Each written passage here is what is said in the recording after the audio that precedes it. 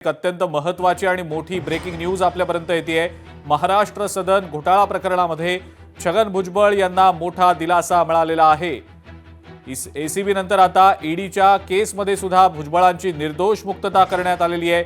भुजबळांच्या निर्दोष मुक्ततेचा अर्ज कोर्टाने आता मंजूर केलेला आहे। आताच्या घडीची अत्यंत महत्त्वाची मोठी ब्रेकिंग न्यूज।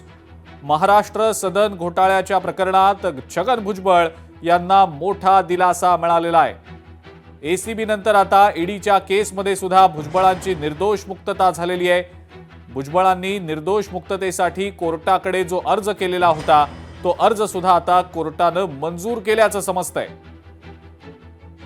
महाराष्ट्र सदन घोटाळा हा कित्येक महिने राज्यभरात खूप मोठा राजकीय मुद्दा देखील बनलेला होता। आरोप प्रत्यारोपांच्या फैरी झडलेल्या होत्या आणि याच महाराष्ट्र सदन घोटाळा प्रकरणामध्ये छगन भुजबळ यांना आता मोठा दिलासा मिळालेला आहे। मीनाक्षी म्हात्रे आपली प्रतिनिधी आपल्या सोबत सध्या फोन लाईनवरनं। मीनाक्षी, मोठी बातमी आहे भुजबळांच्या संदर्भातली, दिलासा मिळालाय त्यांना, काय नेमकी अपडेट आहे? निश्चितच मोठा दिलासा म्हणावा लागेल, कारण एसीबी नंतर आता ईडीच्या केसमध्येही भुजबळांची निर्दोष मुक्तता झालेली आहे। खरं तर महाराष्ट्र सदन घोटाळ्यात छगन भुजबळ यांना मोठा दिलासा म्हणावा लागेल, कारण छगन भुजबळ आणि इतरांनी निर्दोष मुक्ततेसाठी केलेला जो अर्ज आहे तो कोर्टाने आता मंजूर केलेला आहे। आणि एकूणच आपण पाहतोय की विशेष कोर्टाचे जे न्यायाधीश आहेत सत्यनारायण नवेंदर यांच्या कोर्टाने हे निर्दोष मुक्तता जी आहे ती मंजूर केलेली आहे।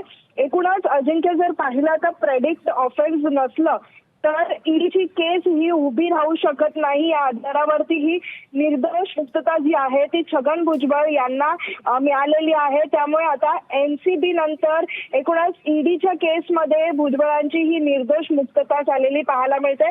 त्यामुळे मंत्री छगन भुजबळ यांना आता हा मोठा दिलासा जो आहे महाराष्ट्र सदन घोटाळ्यामध्ये झालेला पाहायला मिळतोय। ठीक आहे मीनाक्षी, धन्यवाद सविस्तर माहिती दिली त्याबद्दल।